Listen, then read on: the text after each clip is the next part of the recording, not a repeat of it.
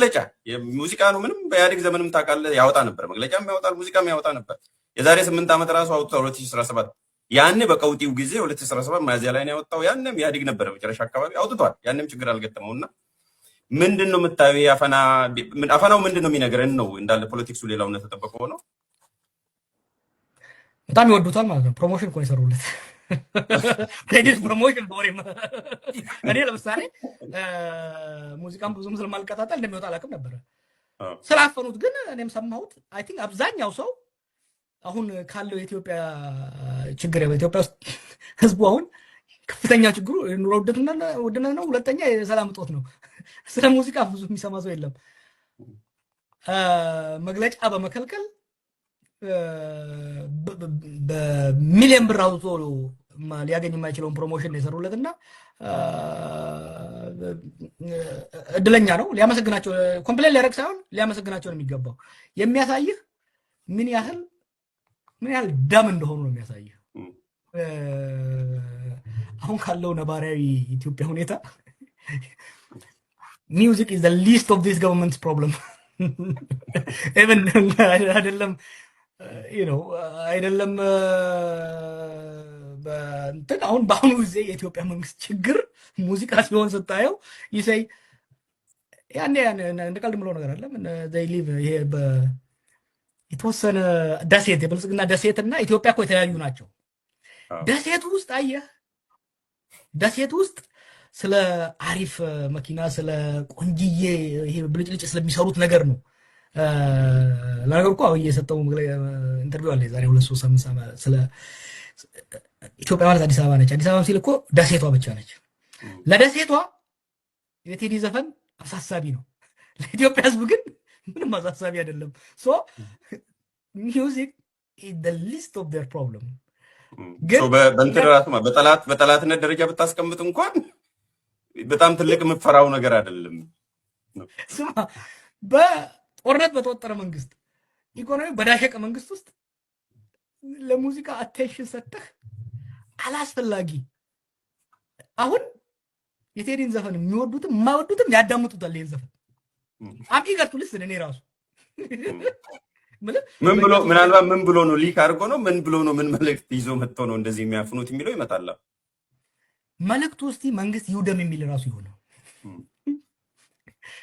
ማት እኮ መንግስት የሚረግም ሙዚቃ ወጥቷል ባለፈው 1-2 ዓመት። ስንቱን ሰምተሃል አንተ? አሁንም ራሱ ከአንድ አልበም ነው እንግዲህ ይዞ እየወጣ ያለው። መቼም ከዛ ውስጥ መንግስት የሚረግም ምናልባት 1-2 ቢሆን ነው አይደል? የማያዳምጠው ቋንቋው የማይችለው አስተርጎ ነው የሚያዳምጠው። አሁን የቴዲን ዘፈን የሚወዱትም የማይወዱትም ያዳምጡታል። ይሄን ዘፈን አምጪ ልስን እኔ ራሱ የማያዳምጠው ቋንቋው የማይችለው አስተርጎ ነው የሚያዳምጠው። አሁን በራሳቸው ላይ የተኮሱት እያልከኝ ነው? አሁን ስማ ከአክሱም እስከ ሞያሌ እስከ ደወሌ ምንድነው መንግስትን እንዲያስበረገገው የሚለውን it has made it the most awaited album of the year።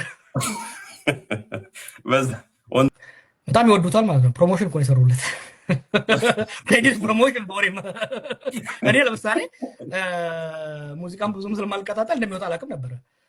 ስላፈኑት ግን እኔም ሰማሁት። አይ ቲንክ አብዛኛው ሰው አሁን ካለው የኢትዮጵያ ችግር በኢትዮጵያ ውስጥ ህዝቡ አሁን ከፍተኛ ችግሩ ኑሮ ውድነት ነው። ሁለተኛ የሰላም እጦት ነው። ስለ ሙዚቃ ብዙ የሚሰማ ሰው የለም። መግለጫ በመከልከል በሚሊዮን ብር አውጥቶ ሊያገኝ የማይችለውን ፕሮሞሽን የሰሩለትና እድለኛ ነው። ሊያመሰግናቸው ኮምፕሌን ሊያደርግ ሳይሆን ሊያመሰግናቸው ነው የሚገባው። የሚያሳይህ ምን ያህል ደም እንደሆኑ ነው የሚያሳይህ። አሁን ካለው ነባራዊ ኢትዮጵያ ሁኔታ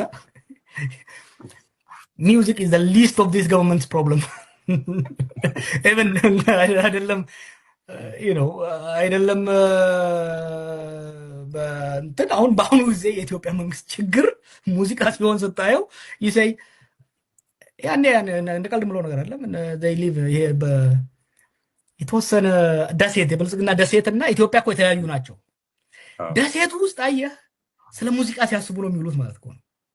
ደሴት ውስጥ ስለ አሪፍ መኪና ስለ ቆንጅዬ ይሄ ብልጭልጭ ስለሚሰሩት ነገር ነው ለነገሩ እኮ አብይ የሰጠው ኢንተርቪው አለ የዛሬ 2-3 ሳምንት ስለ ኢትዮጵያ ማለት አዲስ አበባ ነች። አዲስ አበባ ሲል እኮ ደሴቷ ብቻ ነች። ለደሴቷ የቴዲ ዘፈን አሳሳቢ ነው፣ ለኢትዮጵያ ሕዝብ ግን ምንም አሳሳቢ አይደለም። ሶ ሚውዚክ ኢዝ ዘ ሊስት ኦፍ ዴር ፕሮብለም። ግን በእንትን ራሱ በጠላትነት ደረጃ ብታስቀምጥ እንኳን በጣም ትልቅ የምፈራው ነገር አይደለም። ስማ፣ በጦርነት በተወጠረ መንግስት፣ ኢኮኖሚ በዳሸቀ መንግስት ውስጥ ለሙዚቃ አቴንሽን ሰጥተህ አላስፈላጊ አሁን የቴዲን ዘፈን የሚወዱትም የማይወዱትም ያዳምጡታል። ይሄን ዘፈን አምጪ ገርቱ ልስን እኔ ራሱ